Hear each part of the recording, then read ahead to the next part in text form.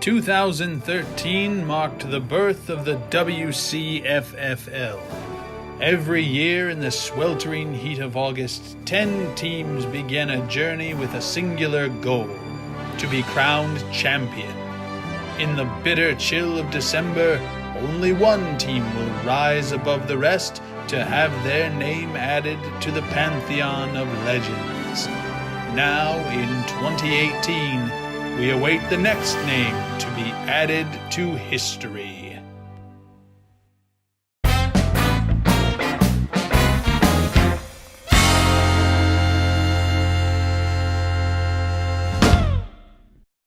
Welcome to Windy City Fantasy Football Christmas Edition, and this is our grand finale. It's championship week. For more than just our fantasy football team, since I think they said 2008 was the last time that the Chicago Bears won the NFC North Championship, and this year they have done it again. They defeated the Green Bay Packers last weekend at home in Soldier Field to clinch the division. So that means we're going to see Bears football in January, playoff football. They are currently the 3rd seed. The Rams have been kind of sputtering as of late. The Saints have not been the powerhouse that they were in the middle of the season, in the beginning of the season. So there's maybe a chance the Bears could end up with a first-round bye, but as of right now, they would be playing one of the wild card teams the first weekend of the playoffs. Likely you'll play the Vikings 2 weeks in a row. You'll play them the last game of the regular season and then the first round of the playoffs. So we'll have to see how that goes. So it is our championship too, of course. Yes, we started playoffs last week. Was the first week of the playoffs. The 4 teams that made it. Mm-hmm. The first seed belonged to Sam. He finished the regular season with a record of 12-2. 12-2. Then was followed by a tie between me and Sue. We both finished in second place. I don't quite remember what our records were. It was like 10-4. 10-4. It's there. Good. Yeah. And Michaela was able, even with a loss that week. Jameson and Michaela both lost, so that's why Michaela ended up in the playoffs. She had more points. That's right. Michaela ended up because she had the playoff point breaker. Yeah. So go ahead. So last week, anyway, that was 2 weeks ago. Last week, Sam and Michaela played. It was the 1 seed versus the 4 seed. And Michaela edged out our number 1 seed, Sam. The upset. By 2 points. None of you guys really had a great scoring week. Well, why don't we... Clearly, that's, on your guys' solely alone and not the players. But just none of you guys really had a great scoring week. So it was Michaela had 76.6 and Sam had 74.1. So it was just edged out just a little bit. So. And in the second game, me versus Sue, I managed to squeak out a win. It finished with 74.1 points, same score as Sam. Unfortunately, Sue had 68.7 points. She had Michael Thomas and Mr. Moore going into the Monday night game, and they both combined for less than 6 points. Yeah. So a little over 6 points. So, just some really some weird play this week. A lot of low-scoring avenues for a lot of high-scoring teams. The Rams did not score a lot of points this week. The Saints didn't score a lot of points this week. I don't think the Chiefs, couldn't think of that one. The Chiefs didn't have a really high-scoring game. As a matter of fact, they lost to the Chargers, so that conference is all tied up. So it's going to depend on who ends up with the most wins. A lot of ups, a lot of topsy-turvy stuff going on in football right now. So it'll be very interesting to see how this last week pans out with the championship game. So the championship game is going to be the battle for Minnesota, the sibling rivalry. The trophy is not leaving the state. It may or may not leave this household, but it is not leaving the state. So therefore, we are not taking the stickers off of it. Just yet. Nope, we're not taking the stickers off of it. Michaela can deal with them.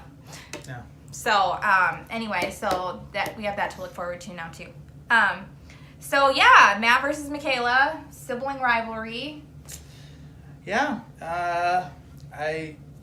It's not much of a rivalry between me and my sister, but whatever. It is now. It is now. Yeah, it is now. For the purpose of this storyline, it is now. So I guess I don't quite know the weeks that we played together. This is something that would maybe be useful in a video recap of the season going into the final game.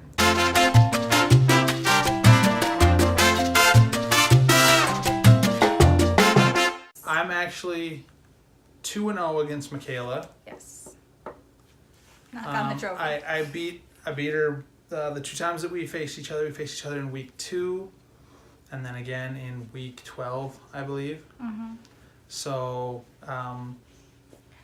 But it doesn't matter where you start; it matters where you finish. So this is true. it all comes down to this week.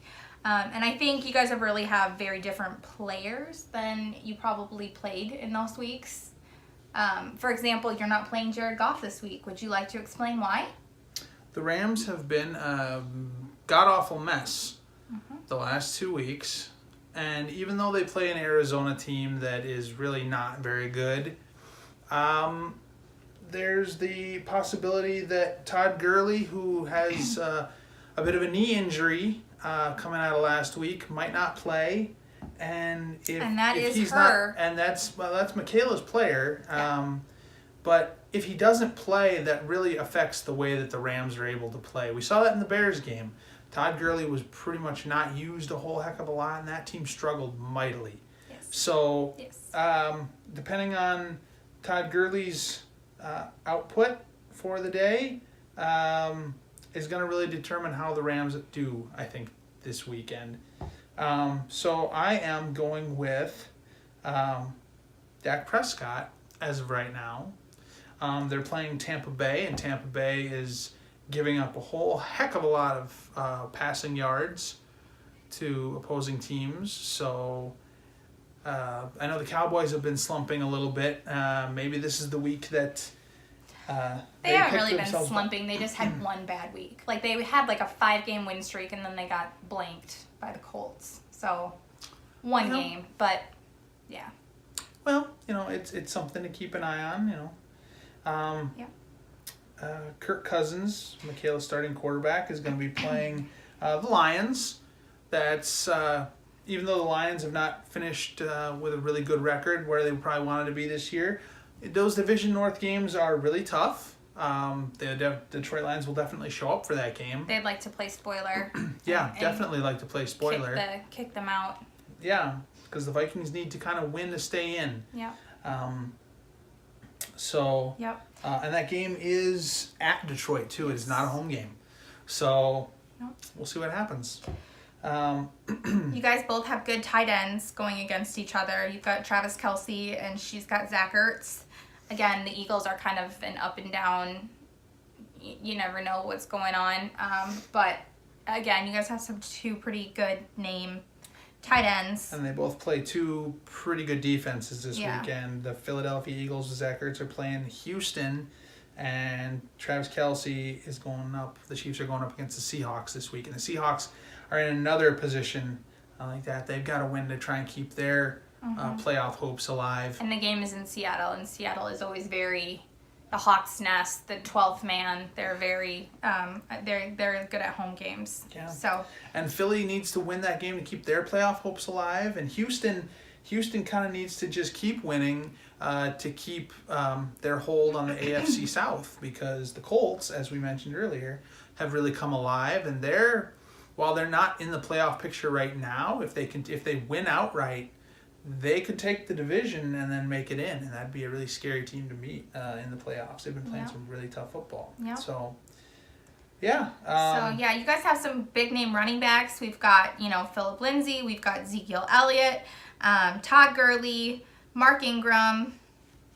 Mr. Derrick Henry. Can he do it 3 weeks in a row? He's playing a Washington Redskins team that is really struggling right now. Washington is kind of watching their playoffs slip away. Yep. They're on a third or fourth string quarterback right now. The defense has been kind of porous as of late. Although they did good last week.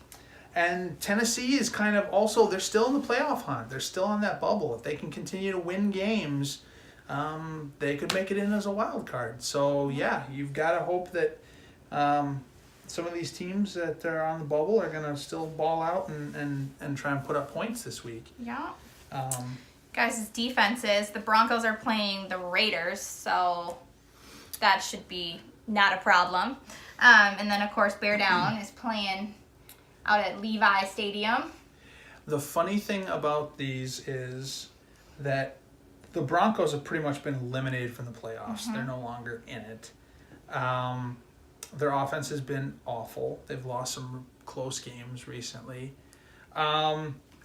So, Oakland, I mean... Is it the last time the game is in Oakland? It could be. Because don't they go to Vegas next year? I don't know if that's the case or not. I don't know if they go to Vegas next year or in 2020. But yeah, this could be the last Oakland home game this year too. So and San Francisco too. I think this could be San Francisco's last home game. So those teams, Oakland and San Francisco, they're both sneaky good. These are not just Oakland's not. These could be trap games for the Broncos and the Bears. We don't know. I think the Bears are motivated enough to keep winning, and they're not gonna write off any team that they go up against. Ask Khalil Mack if the Raiders are good. He's so happy. He is so happy right now. As he should be. He didn't have to deal with John Gruden and his craziness and the train wreck that is Oakland, no matter what he says. Yeah. And now he's repping the North. Yeah. All right. Well, just to kind of go over the broad view of things, the line on our game, this championship game, is see a penny is +9.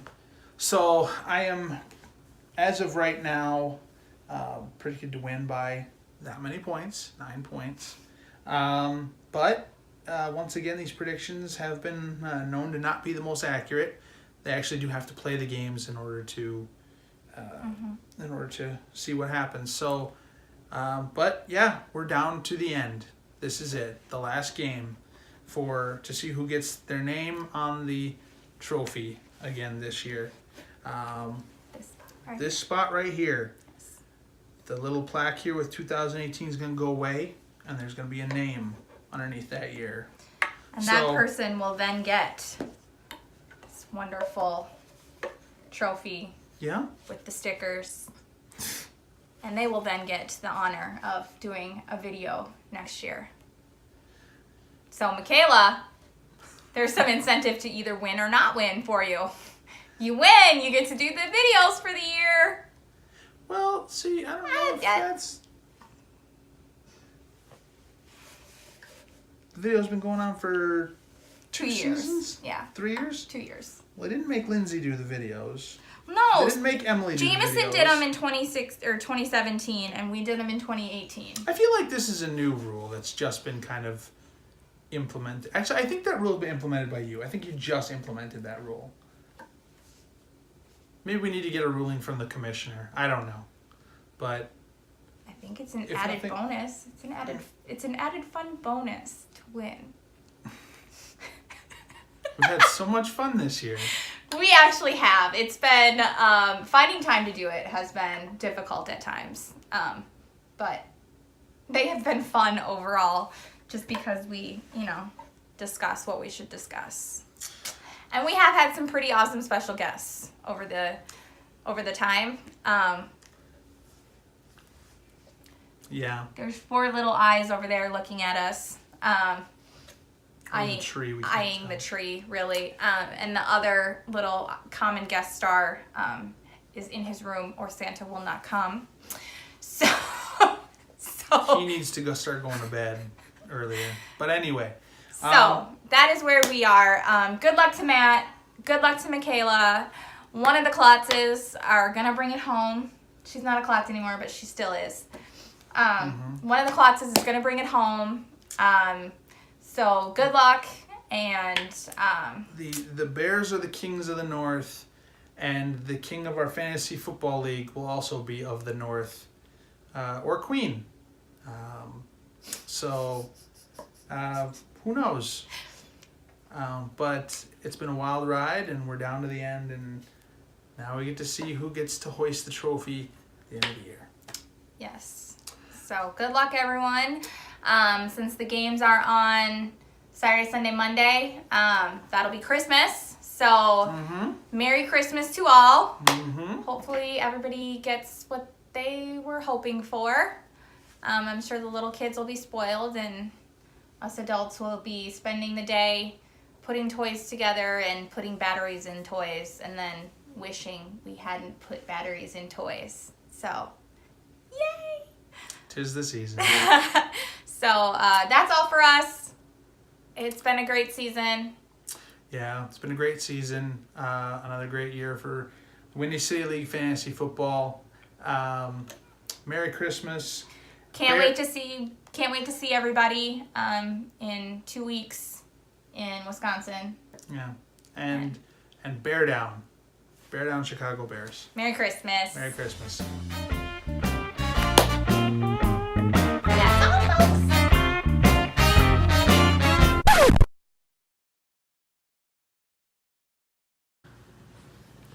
Who's gonna come here in a couple of days? Santa. Santa? Are you excited for Santa? Yeah. Santa gonna bring you presents? Yeah. Are you on his nice list, you think? Yeah. I'm already at the nice list. You're already on the nice list. Okay. Oh, did Santa tell you that? Yes. You did? Hey, Ellen. Can you look at the camera and say Merry Christmas to everybody? Merry Christmas to everybody. Hey, can you look here and say that? Merry Christmas. Merry Christmas, everybody. Merry Christmas, everybody. Okay, you're being shy.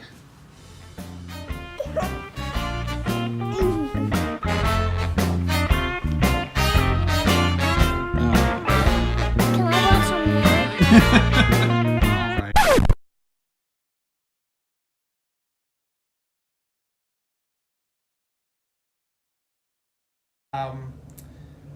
I don't quite remember who has the win. I don't think we played each other more than once, so it would have been one matchup.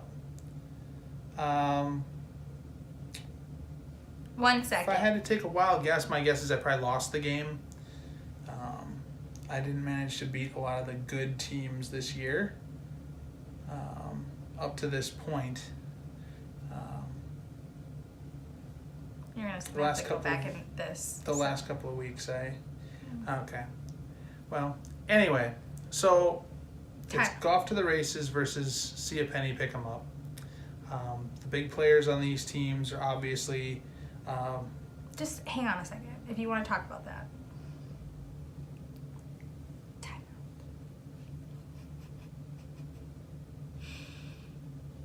out. I need to go to you. Opposing teams. oh, for God's sakes.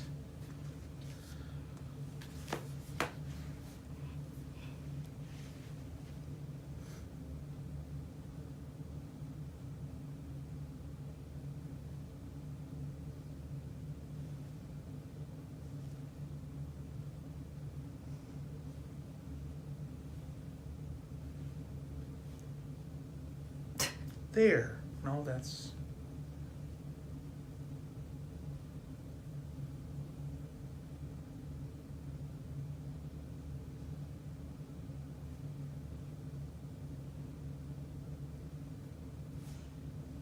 So what week was that? 2. So then you played her just 2 weeks ago then too. So you won in week 2, and then it would have been week 11 or 12. So you won both times. Okay.